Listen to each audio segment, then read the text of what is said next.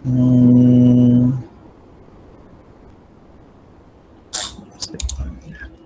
Parah banget sih kalau kata gue mah. Oke, jadi kita masuk ke introduction yang kedua. Jadi kemarin tuh baru yang pertama. Nah, buat hari ini kita mau ngebahas ada dua sebenarnya tema yang kita mau bahas buat hari ini. Yang pertama adalah data type, yang kedua adalah input dan output.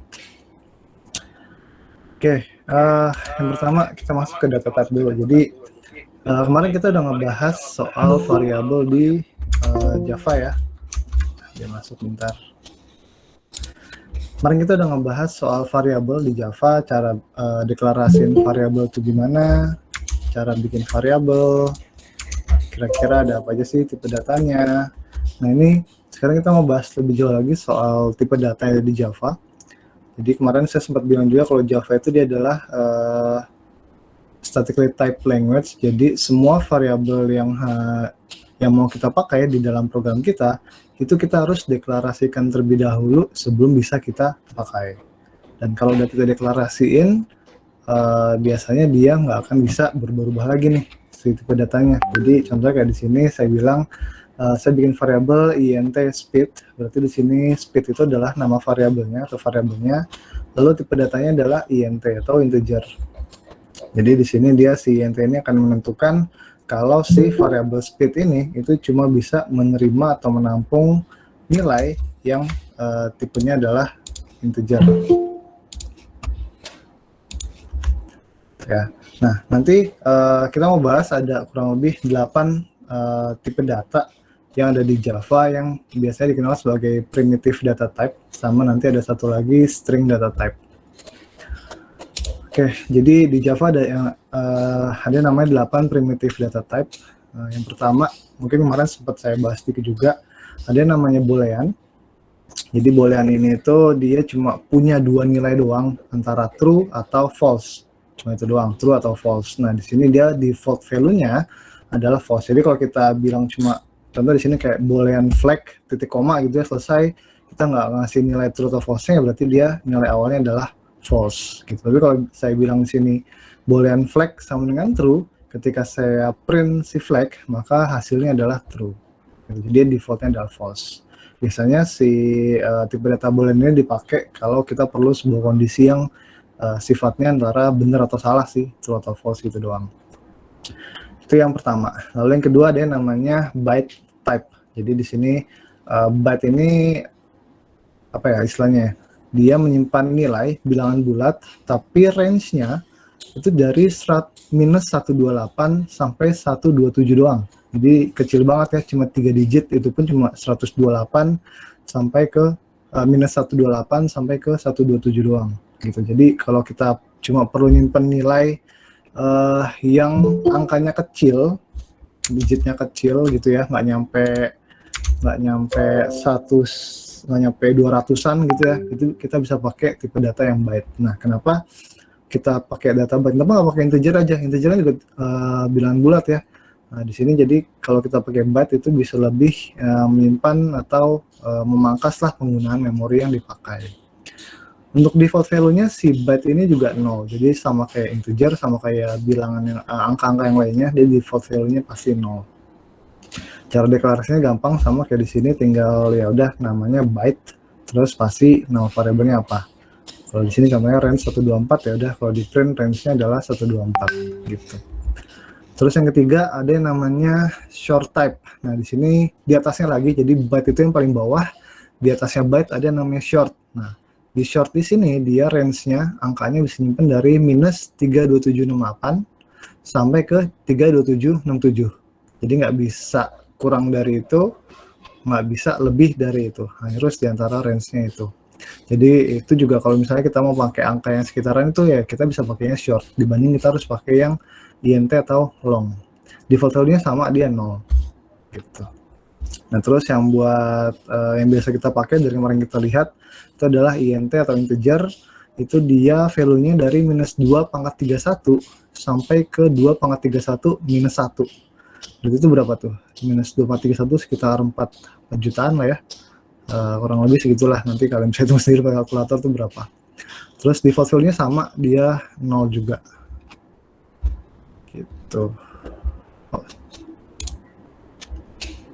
Terus yang kelima ada yang namanya long type. Jadi di sini di atasnya lagi, jadi paling bawah tadi paling bawah ada yang namanya byte, lalu short, lalu int, di atasnya int adalah namanya long. Long ini -2 pangkat 63 sampai 2 pangkat 63 -1. Jadi beda di range-nya doang nih, dari si byte sampai ke long. Default value-nya mereka sama-sama 0.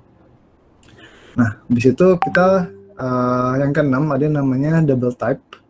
Kalau double type ini dia untuk menyimpan yang nilainya itu desimal atau yang ada komanya lah istilahnya. Di sini double itu maksudnya adalah double precision 64 bit floating point. Nah, itu kalau kita mau pakai yang buat currency atau mata uang atau uang gitu ya, itu disarankan jangan menggunakan double ini, karena koma 0 ini nanti bisa menyebabkan hal-hal yang aneh lah istilahnya kayak gitu.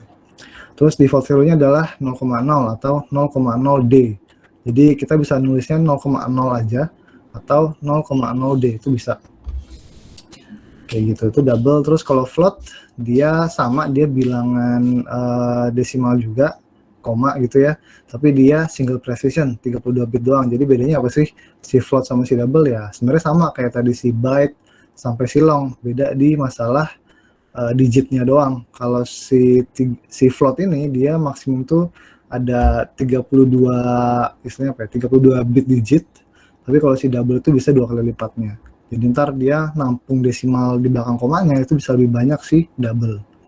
Nah, terus kalau float ini dia default value-nya pakai 0,0 atau 0,0f. Yang harus diingat adalah kalau float kita mau pakai tipe data float itu selalu menggunakan tanda f di belakangnya. Jadi kayak di sini contohnya float number sama dengan -42.3f, itu kita harus ingat tulis f di belakangnya. Karena kalau kita cuma tulisnya -42,3 doang, itu nanti dia kehitungnya sebagai double. Gitu. Jadi kalau kita nggak kasih f, ya dia anggapnya adalah double. Tapi kalau kita kasih f, baru dia kehitung sebagai float. Makanya biasanya yang secara umum orang pakainya itu langsung ke double aja, jarang ada yang pakainya float. Gitu. Terus yang ke-8 ada yang namanya chart type. Nah, di sini chart type ini dia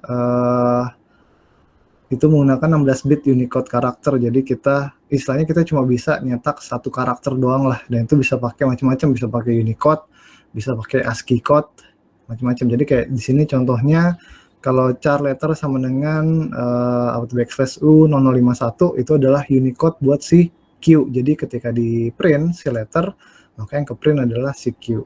Kayak gitu. Oke, ini 8 tipe data primitif yang ada di Java. Sampai sini mungkin ada yang mau tanya dulu?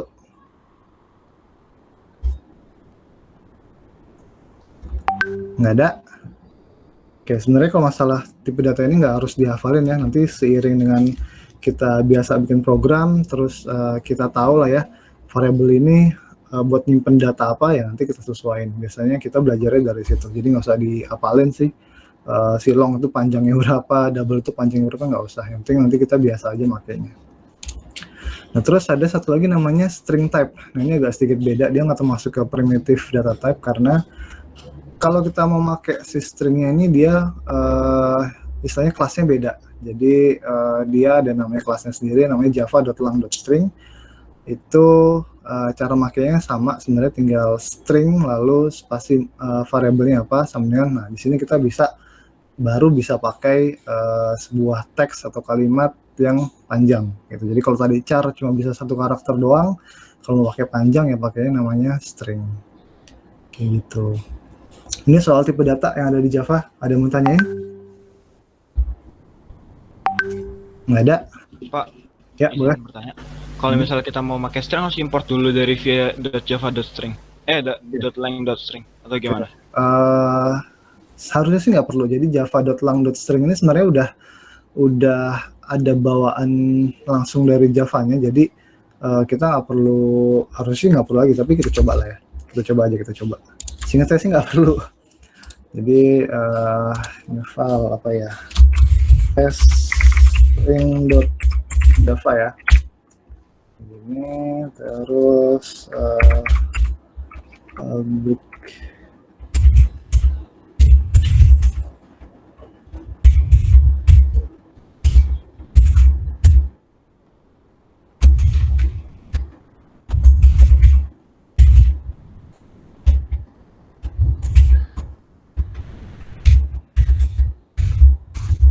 Nanti kok saya lupa malahan. Sorry, bentar. Public static void tuh saya aja sempat lupa loh. Public main. Terus string dengan ini system dot out dot print si test.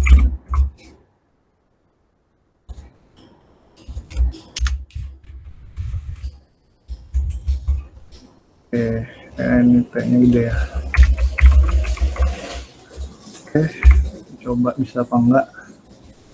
Bisa ya, hello world ya. Gitu, jadi nggak perlu istilahnya apa? Nggak perlu diimport lagi, si string ini bisa langsung. Oke, tapi mungkin yang harus diperhatiin adalah mana tadi? Kalau kita perhatiin di sini, kalau yang primitive data type itu dia pakainya huruf kecil semua nih, mulai dari boolean, short, int, byte segala macam pakai huruf kecil semua. Tapi kalau string itu dia pakainya huruf besar di sini. Di sini awalnya S-nya huruf besar. Gitu. Oke. Ada lagi yang lain yang mau tanyain? Belum ada. Cukup jelas ya buat tipe data. Sekarang kita masuk ke bagian berikutnya, yaitu adalah input output. Nah, di sini kita mau ngebahas soal gimana sih cara mungkin tadi kalau output udah lah ya, untuk mencetak atau menampilkan sesuatu di layar kita.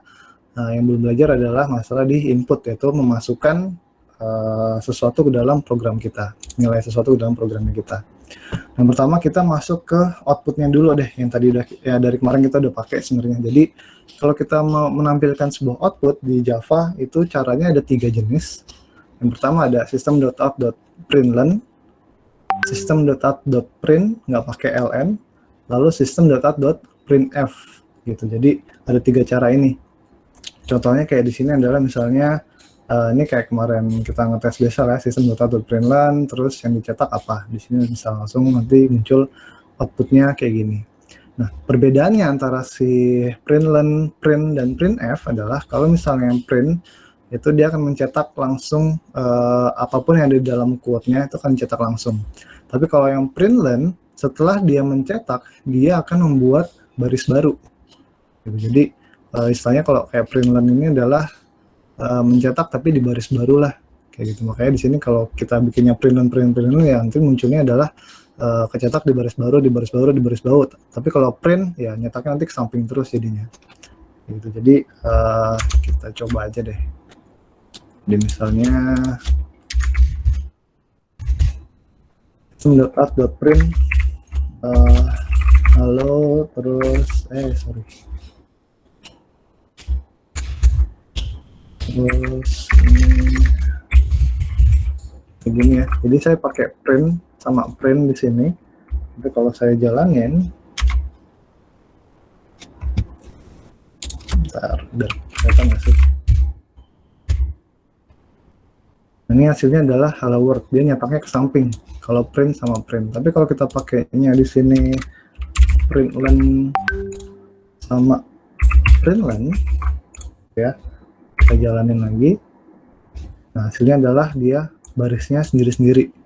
Nah, itu bedanya si print sama si println. Nah, sekarang pertanyaannya, kalau misalnya saya cetaknya kayak gini, kira-kira hasilnya kayak gimana? Ada yang tahu?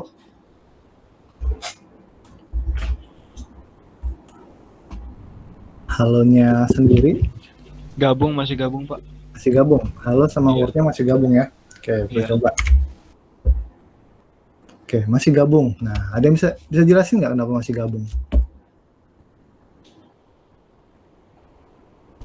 Kenapa masih gabung? Jadi, kayak yang udah saya bilang tadi, yang namanya println ini, dia akan mencetak sebuah kata apapun yang ada di dalam kutip, lalu setelah itu baru membuat baris baru.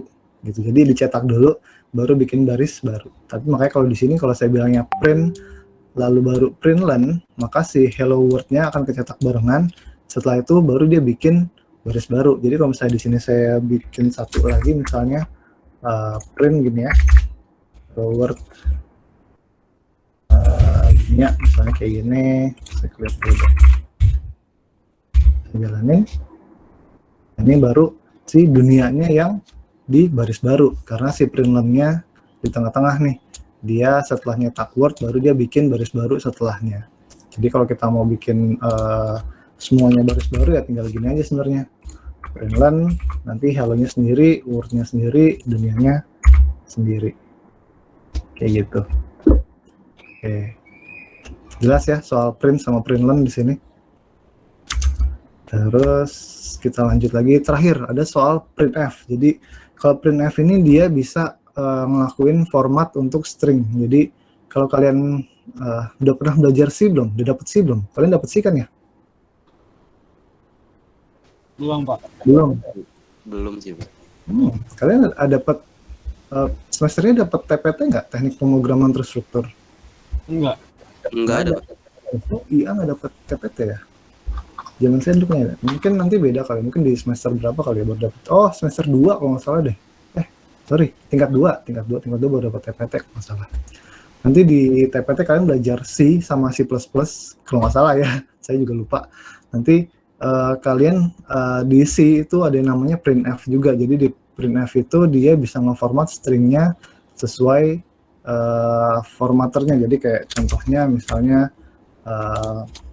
saya juga agak lupa nih printf, tapi kalau nggak salah sih kayak gini. Jadi misalnya pakai tanda %s, terus nanti di sini bisa terjadi sesuatu lah. Kalau misalnya kita mau nyetak string pakainya %s, kalau kita mau nyetaknya angka gitu ya, misalnya kayak gini ya pakai %d, atau kita mau nyetak sebuah desimal, 0,00, nanti ada pilihannya juga nih, kita pakai f titik 2f titik apa gitulah, nih macam-macam lah format. Jadi kita bisa ngatur berapa sih digit di belakang koma yang mau kita tampilin segala macamnya. Ini kita bisa pakai formatter di sini. Nah, ini dasarnya tuh dari C. Jadi karena emang Java itu lahir dari bahasa C, jadi ya si printf ini masih ada nih tetapnya di Java nih gitu. Jadi ini tetap ada, tapi jarang sih. Yang ini tuh hampir jarang banget ada yang pakai. Rata-rata orang makanya pakai println atau print biasa gitu. Kecuali kita butuh formatter khusus, baru pakainya si printf. Kayak gitu. Oke, nah ini contohnya tadi juga udah. Jadi selain bisa mencetak sebuah quote kayak gini, si system.out.print ini juga dia bisa mencetak variabel sama literal. Kalau kemarin kita udah belajar literal itu angka ya. Jadi kayak di sini contohnya tuh system.out.println 5, ya dia akan cetak 5 gitu. Jadi nggak harus nyetak sebuah string, nyetak angka pun dia bisa langsung gitu. Atau kita mau mencetak nilai dari sebuah variabel. Misalnya di sini system.out.println number, maka yang kecetak nanti adalah minus 10,6 gitu. Terus satu lagi, si print ini, system.out.print ini dia juga bisa melakukan yang namanya concatenate string. Jadi concatenate ini maksudnya adalah join atau menggabungkan dua string, atau string dengan variabel, atau variabel dengan string, atau dengan angka, dengan apapun lah gitu. Pokoknya ketika kita mau menggabungkan sesuatu hal di dalam print, kita pakainya tanda plus di sini. Jadi kayak ngejoin lah.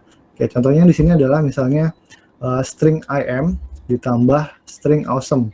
Maka dia kalau dicetak outputnya adalah IM awesome gitu. Jadi digabung stringnya. Atau mungkin kita mau ngegabungin string sama hasil dari variabel atau isi dari variabel.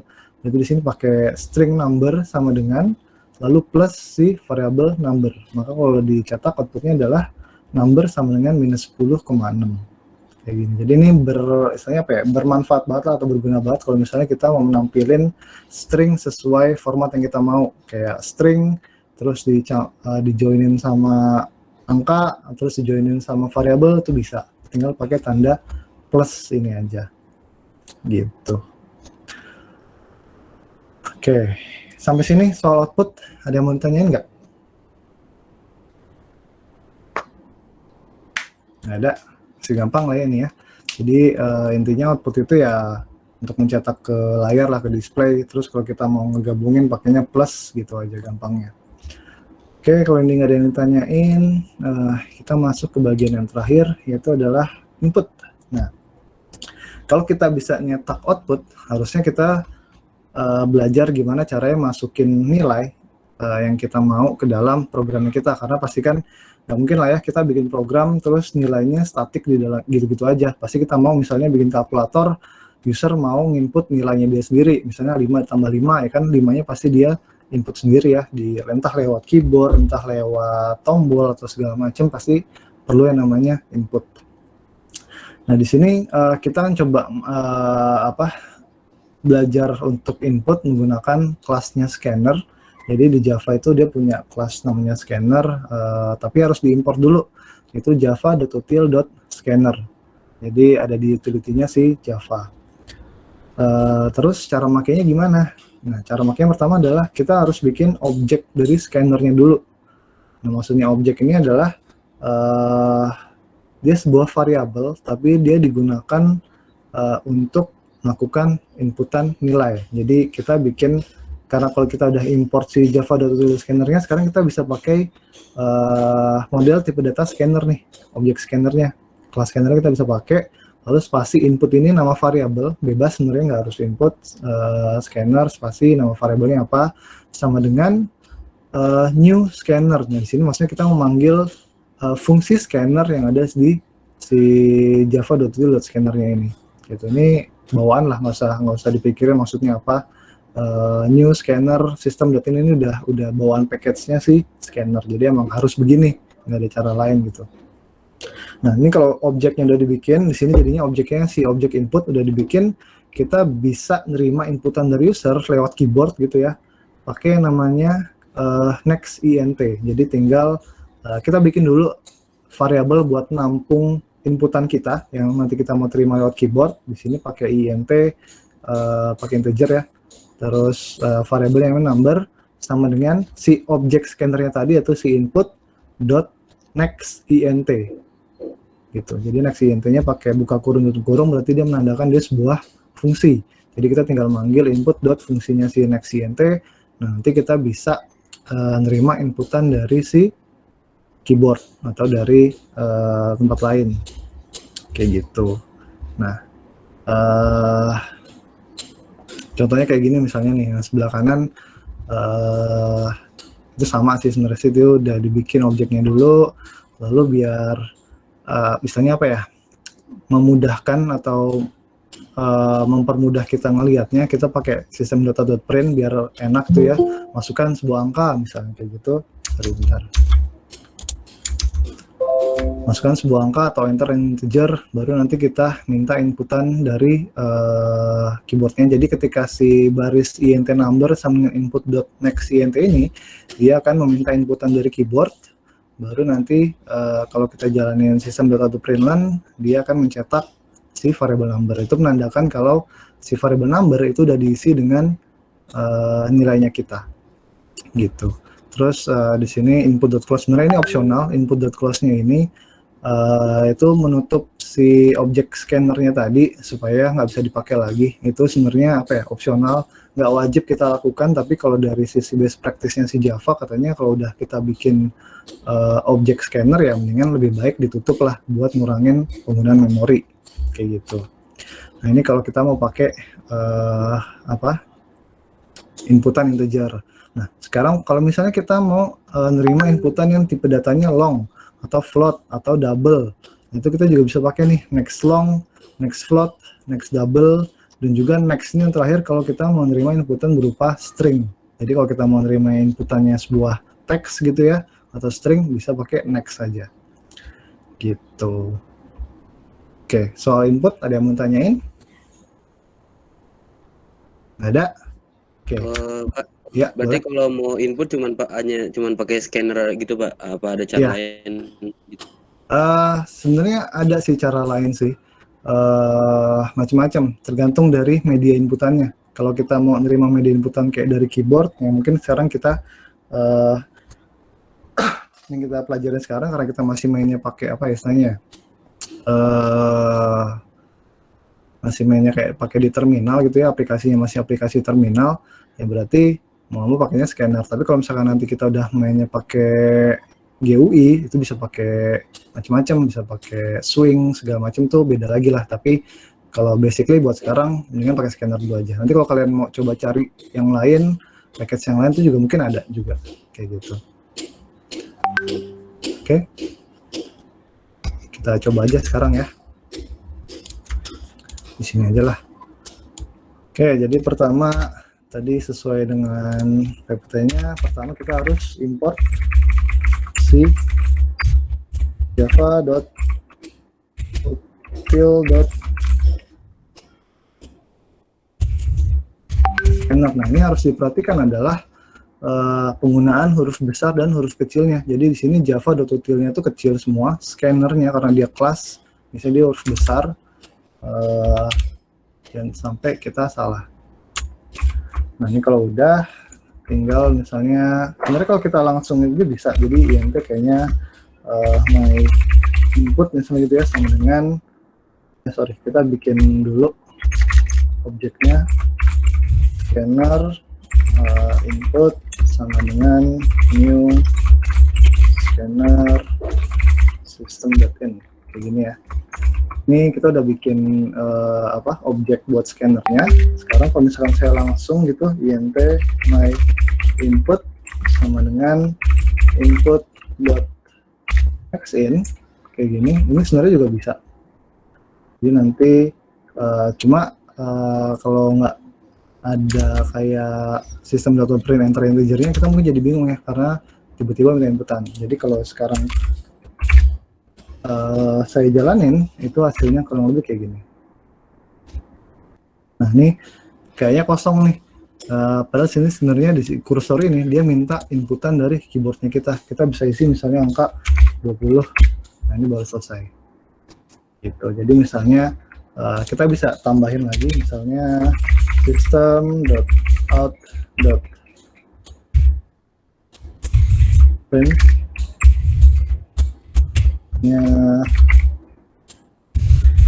input from keyboard is, terus tadi pakai plus gitu ya buat concat my input. Jadi sekarang kalau saya jalanin lagi, ini dia sama, masih kosong, berarti dia minta inputan, saya isi 39 misalnya.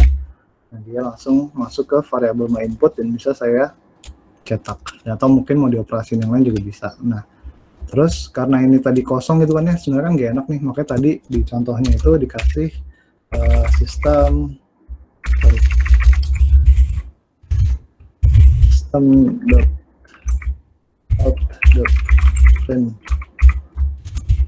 hanya kan angka. Jadi dia akan cetak, masukin angka dulu, baru dia minta inputan dari keyboard, baru dia nyetak hasilnya yang kita input tadi. Jadi saya jalanin lagi. Nah, sekarang lebih agak sedikit manusiawi lah ya. Masukin angkanya berapa? 8. Input from keyboardnya 78. Oke, jadi ini untuk mencetak atau input angka dari keyboard. Atau misalnya tadi, saya mau masukin nama misalnya Pak. Udah, kita bisa pakainya apa tadi? Next doang ya. Jadi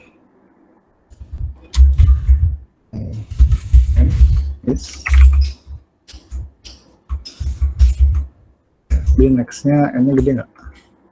Enggak. Merah nih. Cannot convert, oh sorry, ini int. Oke, sekarang kalau kita coba nama misalnya Budi kayak gitu. Jadi tergantung dari apa yang mau kita masukin. Yang harus diingat adalah ininya beda buat ngambil datanya, lalu tipe data dari variabel buat nyimpennya itu juga harus disesuaikan. Jadi kayak kalau saya tadi di sini next tapi di sini masih int, ya pasti dia error nih, karena kok di sini mintanya string tapi variabelnya tipe datanya integer. Itu harus sesuai. Seperti itu. Ada yang mau tanyain sampai sini? Untuk input outputnya nggak ada. Oke, mungkin tambahan sedikit, kenapa sih kita perlu input sama output? Jadi macam-macam kebutuhan. Jadi misalnya ada di program kita mau bikin program kalkulator sederhana misalnya gitu ya. Ini misalnya masukin nilai 1 gitu misalnya, terus di sini saya bilang int nilai 1 input next kejar gitu ya. Terus saya mau bilang yang kedua, masukkan nilai 2. Sini berarti nilai 2, masukin lagi, terus saya bilang misalnya int hasil sama dengan nilai 1 ditambah nilai 2. Ini nanti saya bilang di sini hasil penjumlahannya adalah si hasil. Oke, jadi di sini saya bikin masukin nilai 1 dulu ke dalam variabel nilai 1, masukin atau input nilai kedua ke dalam variabel nilai 2, lalu saya hitung hasilnya, pertambahannya, lalu saya cetak hasilnya. Jadi kalau saya jalanin, minta nilai 1, 5, sama 10, hasilnya adalah 15. Gitu. Jadi bisa dibilang ini program itu kurang lebih kayak gini. Jadi ini adalah bisa dibilang inputnya. Kalau kita belajar program itu pasti bilangnya input, lalu proses, lalu adalah jadi kurang lebih gambaran sebuah program itu pasti kayak gini. Ada input, ada hasil input yang tadi diproses, lalu ada output atau hasil dari prosesnya tersebut. Ini kurang lebih gambaran program secara umumnya tuh gampang ini. Tapi mungkin nanti kalau kita semakin panjang ya prosesnya ini akan semakin kompleks lah ya. Mungkin nanti ada perulangan, ada kondisi segala macam. Nah ini yang semakin kompleks tuh di prosesnya, cara mengambil inputannya, atau mungkin cara mencetaknya yang semakin kompleks. Tapi kurang lebih sebuah program tuh ya pasti kayak gini, ada input, ada proses, ada output gitu. Oke, ada yang mau tanyain nggak soal ini? Nggak ada, cukup jelas. Ini udah ya, bener. Oke, kalau nggak ada sebenarnya materi kita hari ini sampai sini aja. Jadi untuk pengenalan Java-nya udah cukup sampai sini dulu aja. Kalau misalkan kalian masih ada yang mau mau dicari-cari lagi, bisa kalian explore sendiri ya soal Java-nya. Minggu depan kita udah masuk ke flow control, itu udah mulai masuk ke perulangan, kondisi. Jadi di situ kita udah lebih mikirin soal logiknya gitu. Jadi kalau masalah sintaks untuk pengenalan cukup sampai di sini. Minggu depan kita lebih masuk ke penalaran atau logika program. Oh ya, minggu ini ada tugas nggak ya? Tugas kalian banyak nggak? Lumayan Pak, kelompok. Lumayan Pak, lumayan. Kita waktu. Oke, kalau gitu tugasnya minggu depan aja deh. Jadi karena ini masih pengenalan, levelnya masih pengenalan, tugasnya minggu depan aja ketika kita udah masuk ke logika programnya ya. Gitu. Jadi baru kita masuk ke tugas. Gitu aja sih paling. Oke, cukup. Udah, ada pertanyaan lagi? Nggak ada. Kalau nggak ada, saya tutup perkuliahannya buat hari ini. Kita ketemu lagi minggu depan ya. Terima kasih. Assalamualaikum warahmatullahi wabarakatuh.